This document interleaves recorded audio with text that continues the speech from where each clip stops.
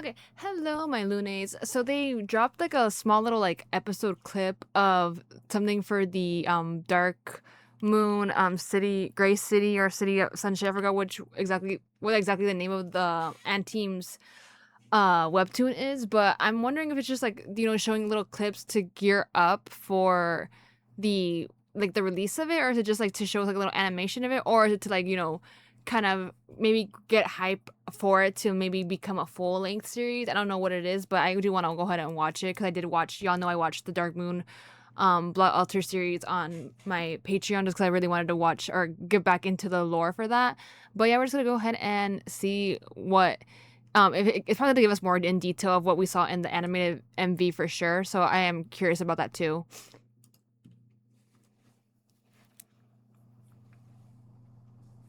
Oh, I like that they put it in English, Korean, and Japanese. Oh.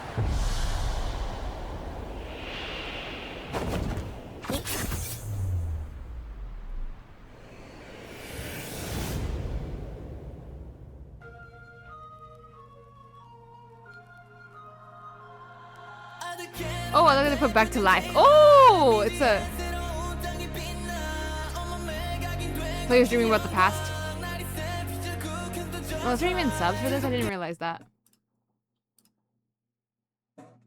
Oh, there is. So come on.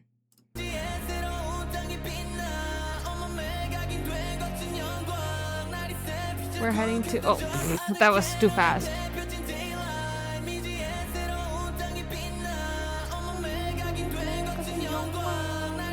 We're heading to the little missionaries. We'll come back much stronger. Camille, Ruslan, and Tahel. Not Tahel!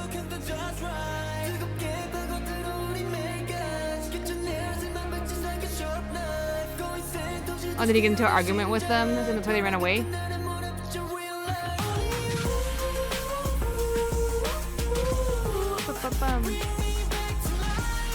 Oh, I don't need this. I just need it for that.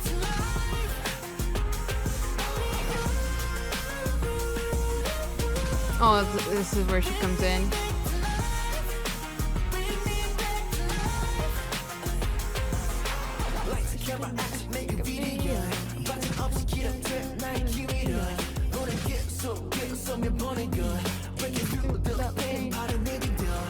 Oh.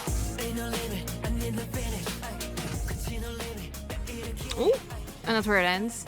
Oh. Okay, so I guess they're going to be using the songs essentially, like, because it makes sense because it all has to do with like the lore of it all. But I like that essentially they use back to life because again it is like them essentially talking about like how they had their past life before as well, and then now that they have been reincarnated, there's like certain things that like is affecting them now that it kind of is from the past, or like they're making relationships with like people like here, especially for like for Nicholas's character, like meeting this what was her name, Enid, like meeting her in, I don't know if that's her name in the past or in the future, but like meeting her character is like triggering something, and that's like this is like the prelude, I guess, essentially to like the MV for Bewitched, so it's giving us a little bit more lore, a little bit more backstory, and kind of like what essentially like led to them meeting up with her in the future, and also like how that ties in with them, like how their whole entire story ties in with each other. And I guess from that it seems like Nicholas's character ends up like having an argument with those three, and they run off, and that's where they're going to go chase after them to find them, because I think it's the younger three, if I'm not mistaken, that's run off, and they're like, we have to go like make sure that they're okay because they can't they're the younger ones, like they we can't separate from each other because we all have like our weak links, or like we're much stronger together than we are separated off or like in units. So they probably went to go like run after them to save them, and that's how I guess they ran into trouble, and that in it kind of like saved them in a way, and that's how they ended up meeting. And then again it's kind of like everything kind of clicking together for Nicholas's character being like, oh wait, like I've seen you before, like I'm having a strange sense of deja vu, like we've met before, and probably not knowing why yet, or maybe he does, and then that's where it like spirals into like what we got for the Bewitched MV.